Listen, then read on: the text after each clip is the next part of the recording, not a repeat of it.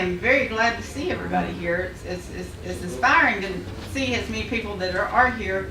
Makes me feel good that you are interested in what self-advocate mentors are, and learning more about that, and how hopefully you can have self-advocate mentors in your agency as well. So I want to introduce all of the presenters and panelists today. So I'm Sandy Honeycutt. I work for the Accreditation Department. I am stationed out of Knoxville, Tennessee, and I've worked for the state for about 2 years. And to my left, wax on, wax off.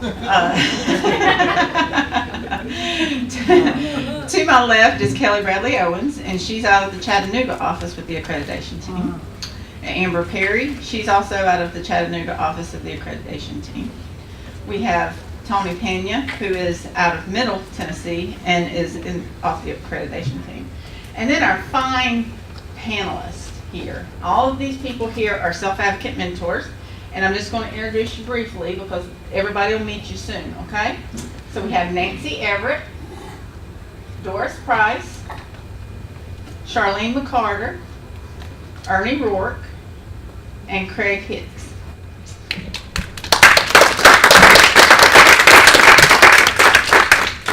And you guys will be learning a lot from them in just a few moments, okay? So let's get started. What are self-advocate mentors?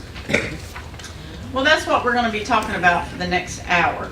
But before we talk about self-advocate mentors, we want to recognize the company that put this training into place. And their name is, we call them CQL, and you're like, CQL? What is CQL?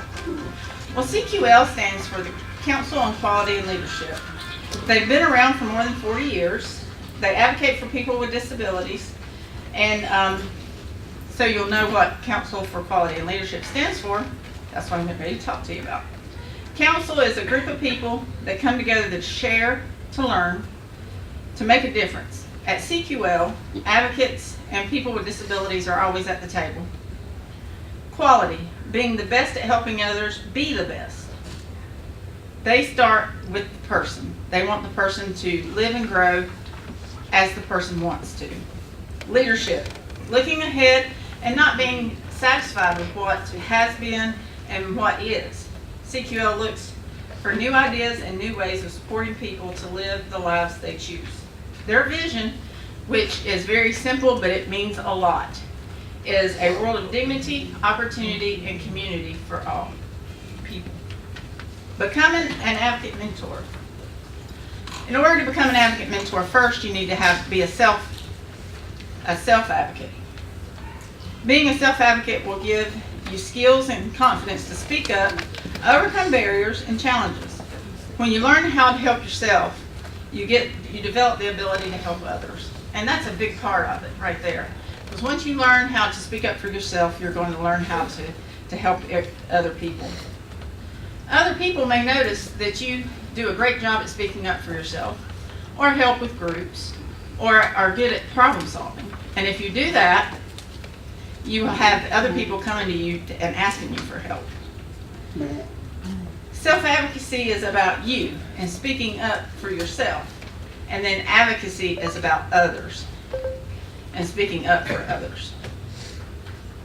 If you notice the theme on this slide, it's all about you. You. Self-advocacy is the ability to speak up for yourself and to let people know what's important to you. It's the ability to say what you need and express your feelings. You are able to make choices. You are the person who is responsible for the choices and decisions. You decide what you want and you develop a plan for it. This does not mean that you can't ask for help when you need it. You are in control. Why is being a self-advocate so important? Self-advocacy helps you gain the skills and power to speak up for yourself and make your own decisions. People who are not self-advocates may feel ignored. They may be angry or afraid at times. They allow others to control their lives, and they don't know their rights or how to exercise them. Why being a self-advocate is important? Self-advocates are different. People who are self-advocates are confident. They're more independent. They know their rights and exercise them. They feel respected and strong. They know how to identify a problem and how to fix the problem. This is a great saying from one of the people that is on our panel right now. Because of self-advocacy training, I am a leader now. And that's from Nancy, who is on our panel. Next, I'm going to turn it over because we're going to talk about how to become an advocate for others. And I'm going to turn over the presentation to Kelly Bradley Owens. Hey, everybody. Well, we're glad you're all here. We really want to see more people become self-advocates as well as self-advocate mentors. But how to be a good advocate. You're kind and polite to others. You listen to others and respect their opinion. You encourage people to speak up for themselves. You are responsible and you do what you say you will. You help people understand a problem. If they have questions, you help them understand. You help people get information. You give everyone a chance to contribute. When you're in a group, you make sure everybody gets the opportunity to speak. And you develop a plan to get things done. Another one our self-advocates saying is, I really love this one because it's true. Self-advocacy training made Ernie who he is today, and it's helping him grow to be an amazing person in the future as well. Advocates support, encourage, and promote.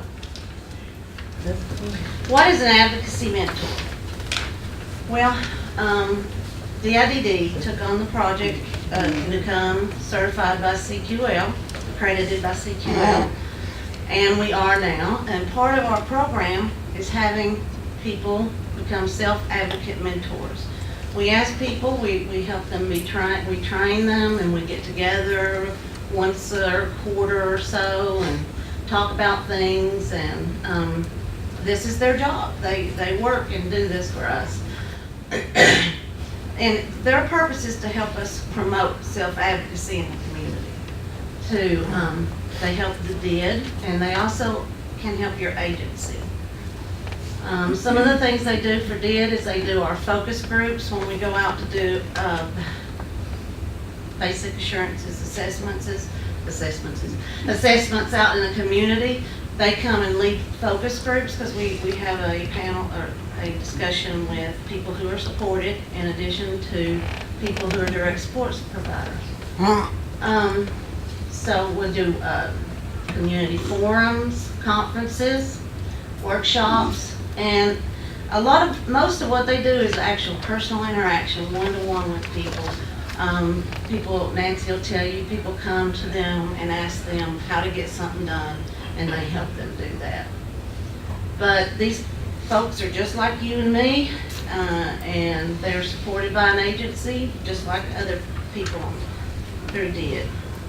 Our mission statement, this was developed by them, is to improve the lives of people, enhance quality and opportunity by being a champion for people's rights. Ashley is another one of our self-advocate mentors, and she puts it pretty succinctly. When my staff leave, it hurts. It hurts me and affects my life. We need to work together to find a way to help good staff stay. So what kind of skills does a self-advocate mentor need? They need to have strong skills in working well with others, interacting with others.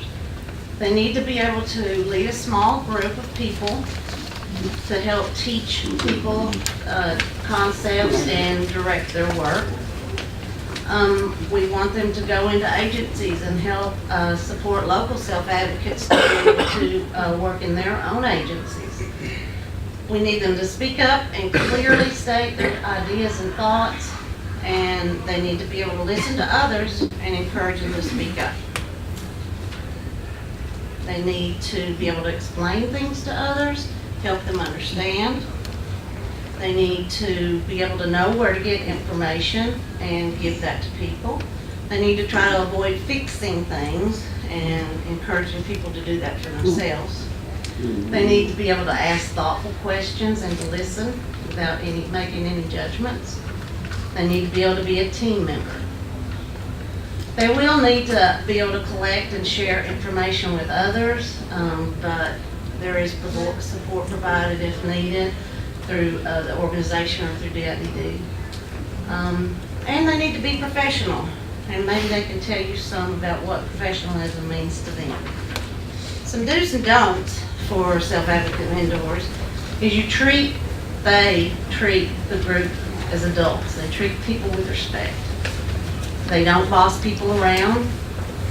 They encourage teamwork. They're not a referee. They encourage everybody's ideas, and they're positive about their work and their organizations. They use people first language, they're on time, and they're willing to negotiate. They don't argue or show up late. They don't complain about their jobs usually. So, do you guys want to be a self-advocate? Yeah. Okay, great. Well, with your package, yours, like where do you go from here? You'll need to talk to a representative of your agency, ask them about a self-advocacy program, and if they don't have a self-advocacy program in your organization, you can call us. You can call DIDD. The numbers are on the next page of your handout, and we will come and help set up meetings, and our mentors will come out and train people on how to be a self-advocate mentor for your agency. So, and then they'll help you learn to have focus groups and mentor to the people in your agency. There's a lot of other things they do. When they have the focus groups, they take their information, they bring them to management teams. Some people have taken the results of their focus groups to the board of directors. So, and they help people get things done. And people seem to be a lot happier when they're able to get things done. But now, I am going to turn it over to the people who do the job.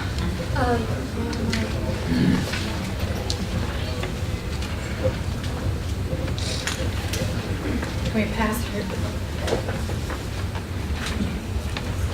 I'll meet you halfway. How about that?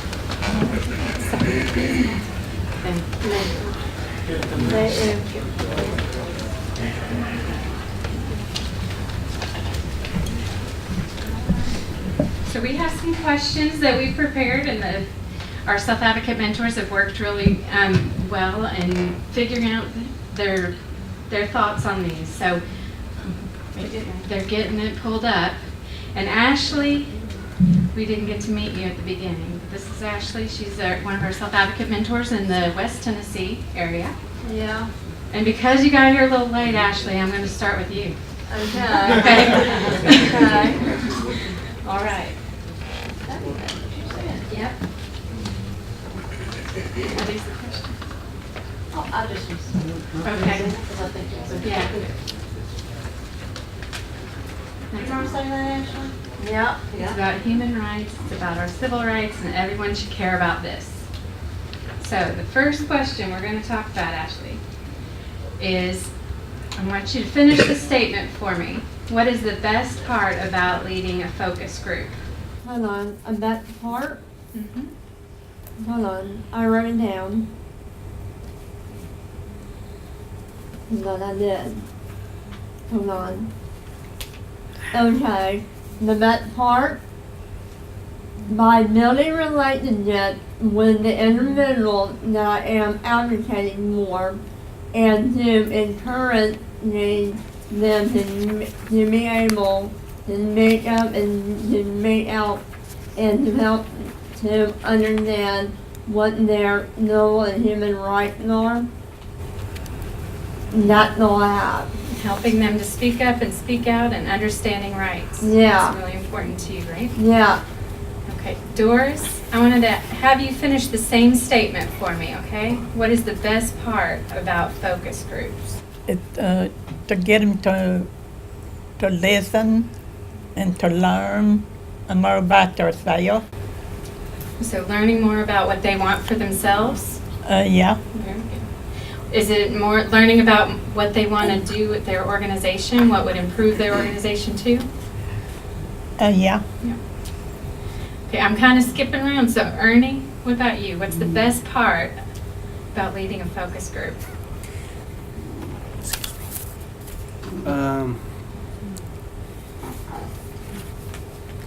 Planning and preparing and performing. Planning, preparing, and performing. That sounds like you. Yeah. I'm a performer. We're going to go to the next question. Craig, can you tell us what the hardest part? The hardest part is getting their peers and everyone in the room to relate to what is being said. Yes. What are some of the topics that are hard for them to relate to? The quality of life that they want and the things that they want in their everyday in their inner lives and what they want. They want to see more change, more less restrictions and more freedom to do what an average human being does. Because I'm not going to say normal, because in this world there's no such thing as normal.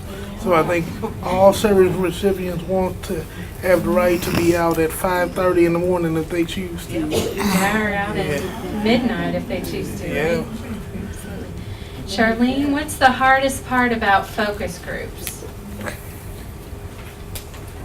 About leading a focus group? To speak out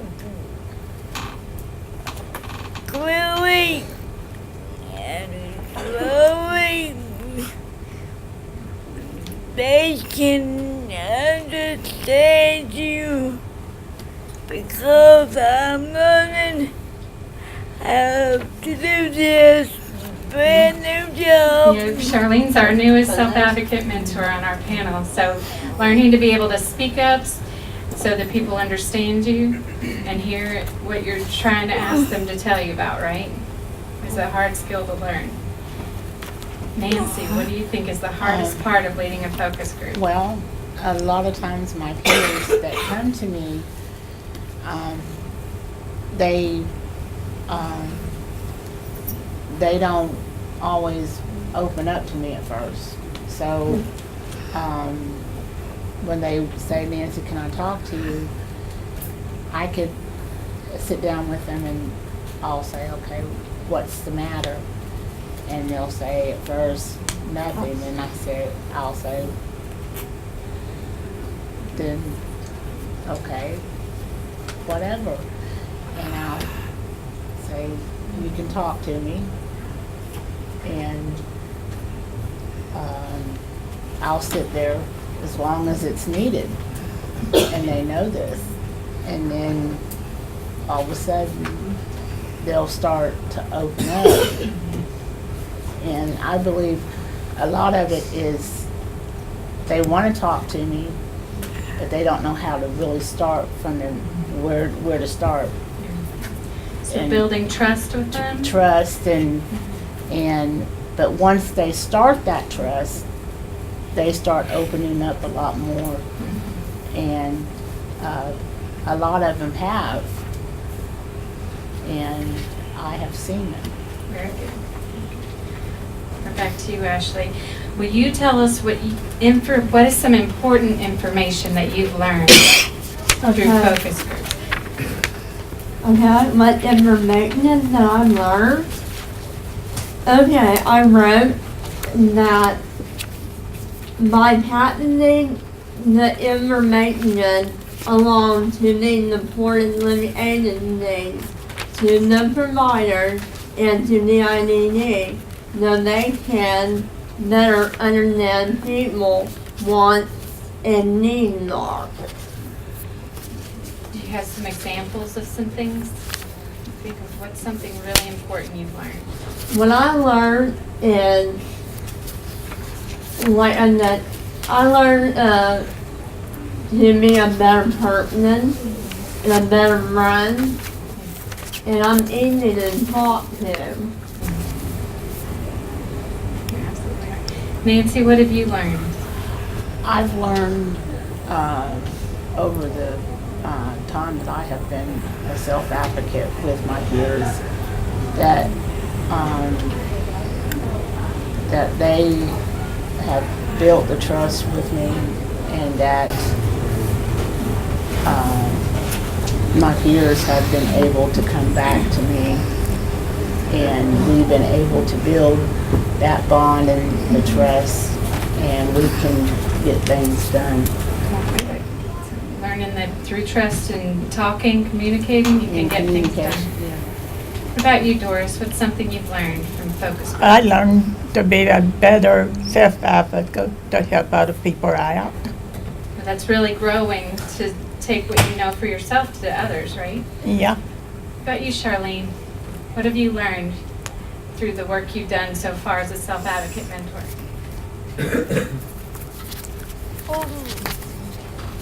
What I learned is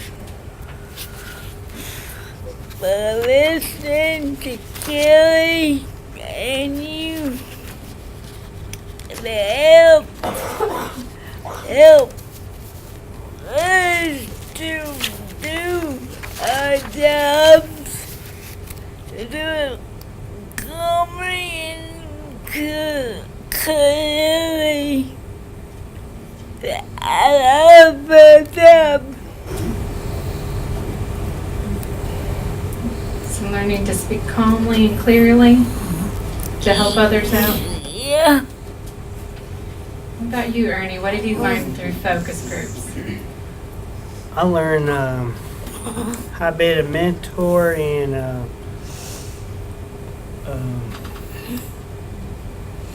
learned being a mentor and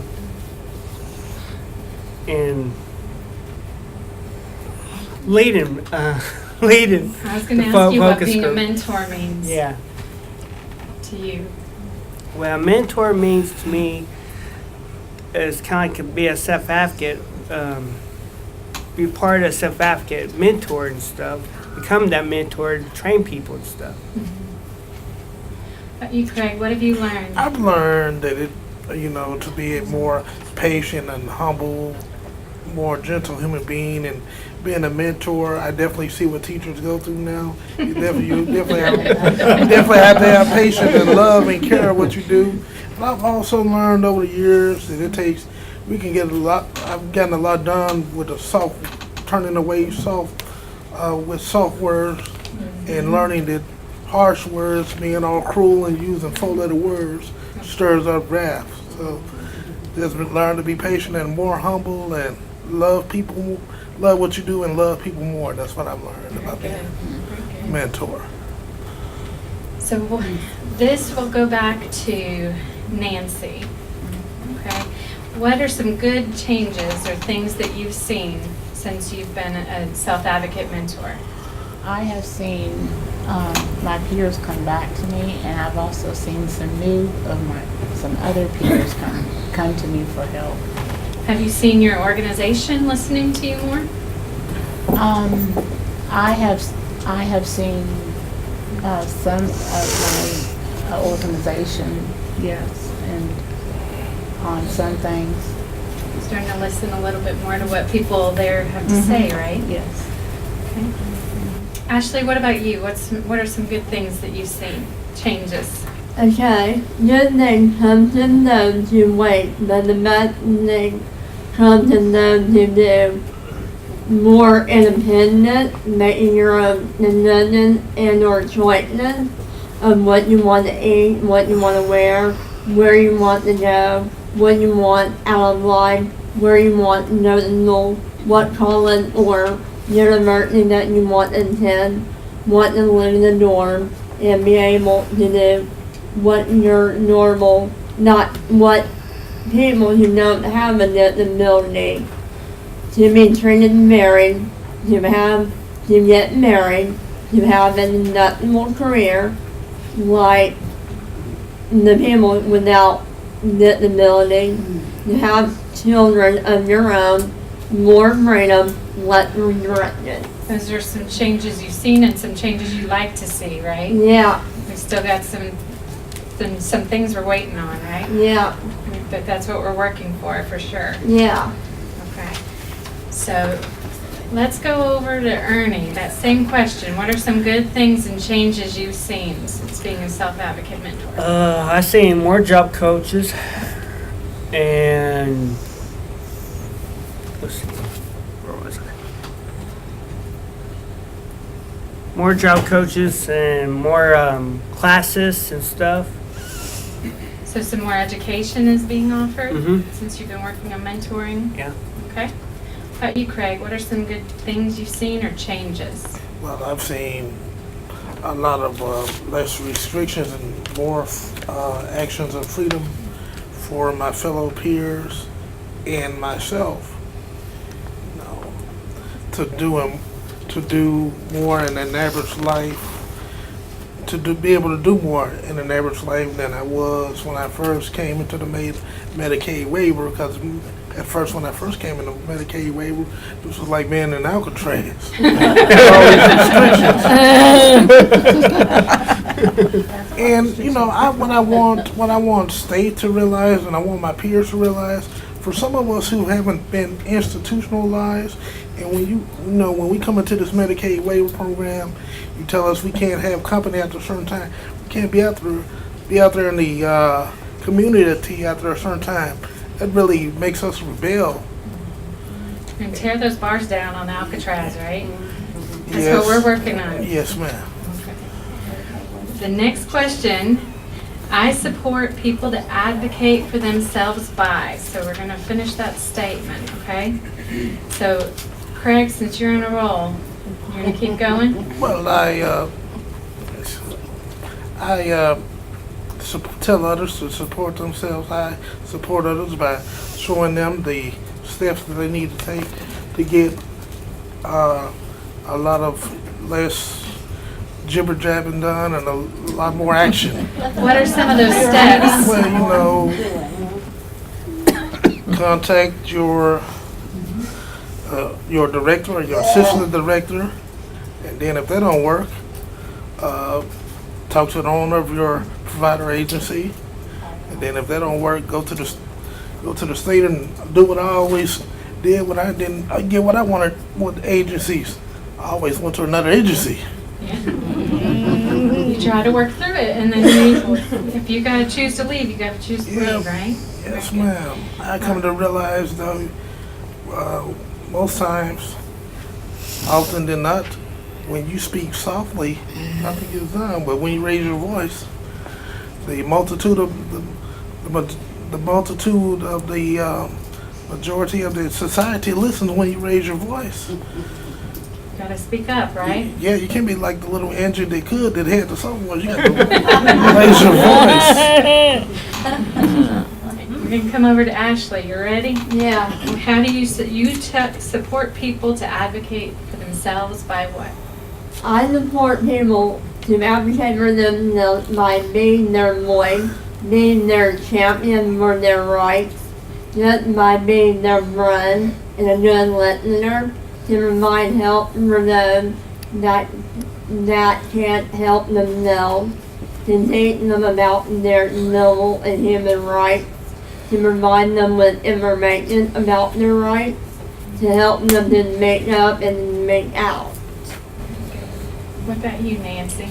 Well, I have told my peers to that they can speak up and speak out for themselves also, and that they can teach their friends to do the same thing. Have you developed any tools that you share that information with? I have shown them through the book that I have how to do that. And you've got your picture up places so people know who to come talk to, right? I finished my little magnets and I brought them today to show. So Doris, Yeah. you support people to advocate for themselves by doing what? To help to build better friendship, to help them out and help others out. So through friendship and relationship with them, help Yeah. others. Okay. Charlene, what do you do to help other people advocate for themselves?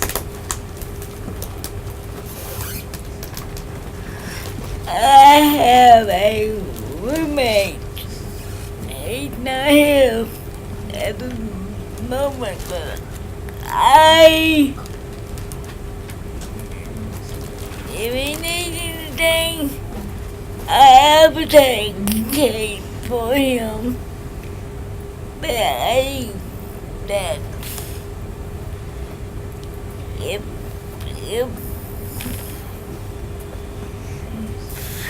if my roommate needs help, I really trying to help him more, and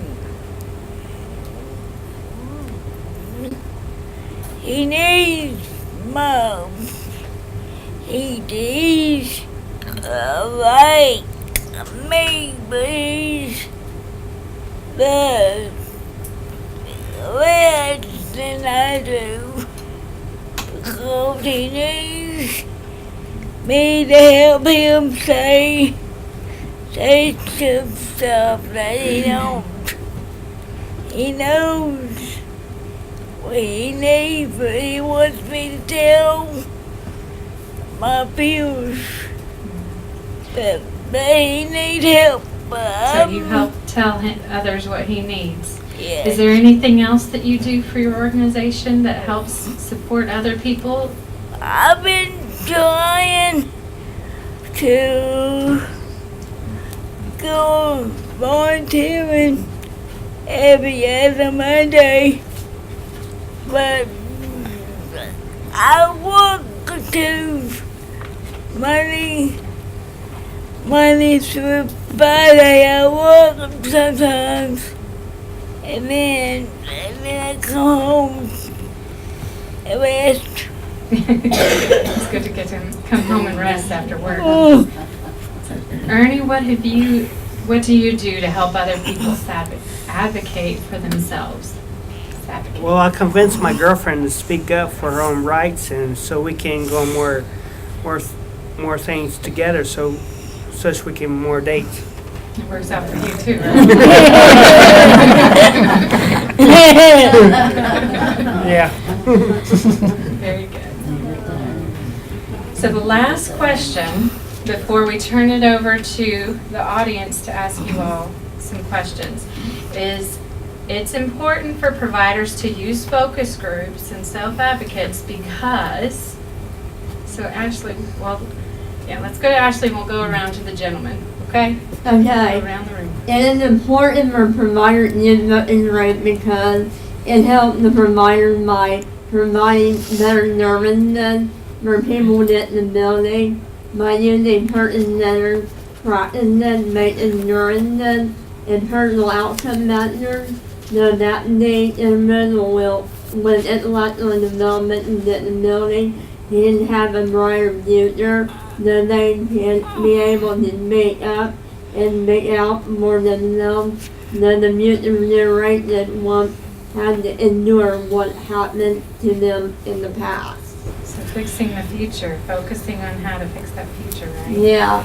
And it's a good way to find out what the people they support think about what's going on, right? Yeah, because we need to move forward and not backward, Or staying where we are. or know where we are. Very good. How about you, Nancy? What's important for providers to know? Why would it be important for them to use focus groups? Well, having focus groups, you get to know others, and also you get to learn more about speaking up and speaking out for yourselves, and teach others how to speak up and speak out for others. Good place to be heard, right? Yes. Doris, what do you think? Why is it important for providers? I think it's to ask them how it's important for them. So asking them why it's important, Yeah, asking the people supported what's important to them? yeah. Okay. Charlene, why do you think it would be important to use focus groups at a provider agency?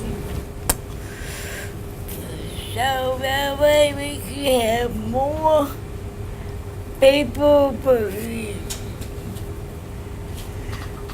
the different agencies needs focus group if they don't, people are not doing their job. If they don't have focus groups or a way to listen to people, they're not doing their job, right? Yes. Very good. Ernie, what about you? Why is it important for providers to use focus groups? Help us taught response to peers and building confidence and learning experience, more training, self-advocacy, rights, agency learns more what needs improved service. So learning about what's important to people. Okay. Craig, you round out the question. Well, I would, as a provider as it's important for provider agencies to sit in, I think it's important because, you know, you would want to interact with your individuals and they could express, maybe not verbally, or maybe have it written down in paper to see what's important in their quality of life and spend a day with them, you know, and to sit and listen and, you know, hopefully once they sit and listen and say, this person is able to do this, where we just judging them off of a piece of paper, and I think that's unfair. Paper and words are two of the greatest lies that Satan ever came up with.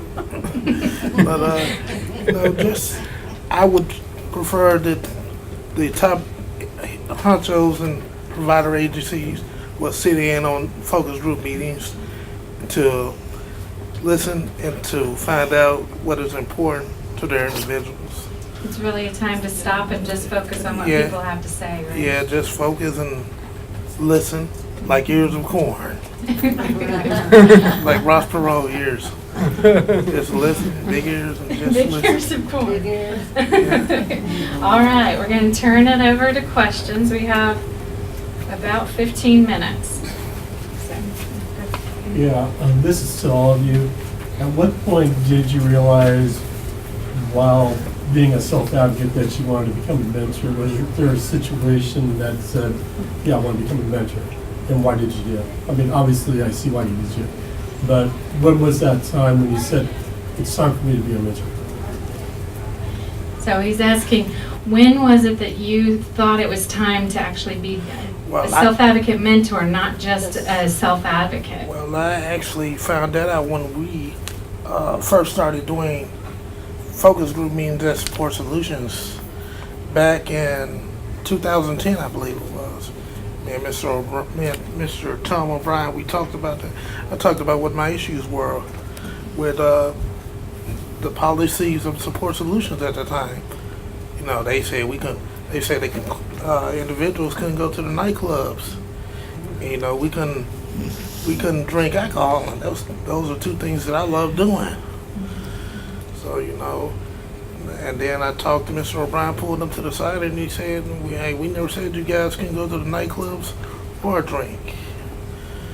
So by me having that done and seeing how that inspired other people to speak out for their rights, it just made me want to be a mentor. Because how you gonna know where I've come from if you ain't been where I've been? It really is important to be that person for someone else sometimes because they know you've been through it, right? Yes, ma'am. I lived it. You know, Anthony, I agree with you. When I first moved in to Washington, Luton, there was a lot of nativing that I wasn't allowed to do either. Like, I should not, well, there's things that we couldn't watch on television. There was a time where they were actually shoving the rule book down your throat. And I got sick and tired of that. And I know, well, in time for a change, in time for no one to stand up. Well, absolutely.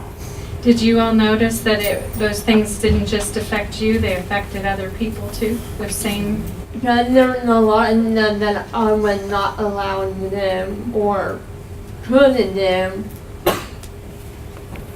But now, names have changed, and we did not do enough to know director, no. And my best friend Nikki, he was my family teacher. And my cousin Nerviner, Kim Milam, if I want to go to one of my dad's house, more the holidays and stuff like that, my cousin Nerviner would say yes. so does anyone else have an answer for that? What made you realize you didn't just want to be a self-advocate, but wanted to be a self-advocate mentor? Well, when Kelly and Sandy, I think it was, they came and That other you- blonde lady, yeah, Amber. Amber, you came to me in 2010, I think it was, and asked me if I wanted to try it. And I said, yeah, I'd try anything. And ever since then, because I love helping people, and ever since then, I've enjoyed it, and I've learned a lot more. And I've learned to speak up and speak out for myself also. It feels good to help other people too, Yes. doesn't it? Yes, it does. I think there was a question in the back. Anthony, Can everybody be a mentor for the state of Tennessee? we can work on that. Yes. Now you told us. That's a question for sure. We got some training we do. Anybody else got a question? I think your question might have had a two-part, but I think I might have missed it. Did I Well, the miss the first second one part? was, was there a time where, a certain situation that said, okay, it's time for me to take the next step? And I'm trying to remember what the last. That's okay. I can't remember what that If is. it was important, it'll come back. Okay, okay. Anybody else? Well, Kelly promised that you all would give a definition of professionalism when she was up there. Do y'all want to put you on the spot? What does professionalism look like? Professional rules. What professionalism? Mhm. Professionalism, how to be proper, and make up jokes or dress kind of written day, dress appropriately, act appropriately, and be able to be a team player. So it's time to be serious sometimes, Yeah. right? When we're doing Yeah. this kind of work Yeah, and you're dressing professionally and not Yeah. risque. That's for the nightclubs, right? yeah. But I love the nightlife. Right, Nancy? It's working together and getting things done like you're supposed to. Working together and getting stuff done. So showing up when you've Yeah, been showing- scheduled to show up, right? Yeah. What about you, Doris? What's professionalism mean? Helping each other out, become a good friend to each other. For helping each other learn even. You've done that some when you role play focus groups, right? Yeah. Kind of hard on each other sometimes. Charlene, what about you? What does professionalism mean? I can remember Kelly and Amber come to my office in Greenville to talk to me about coming to what about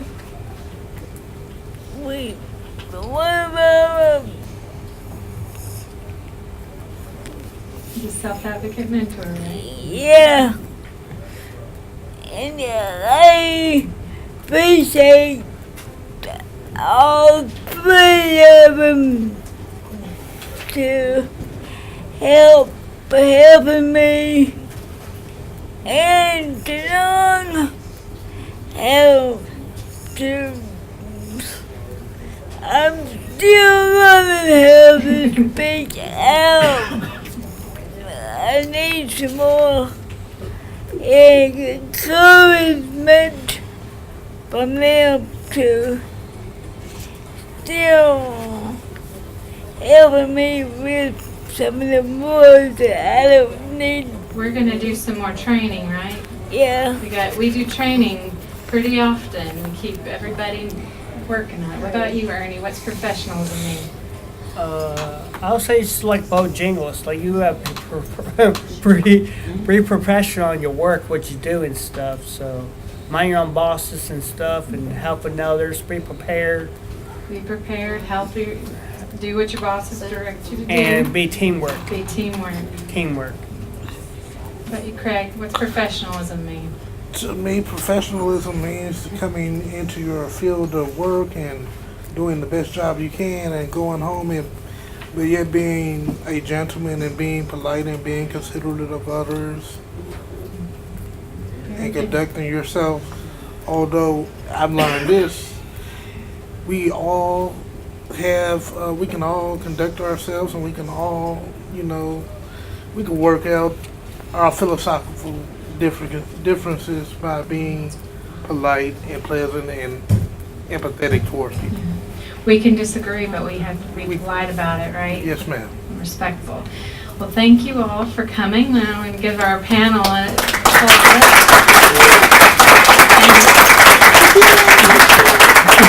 we are looking to grow our program across the state, and you've got the contact information.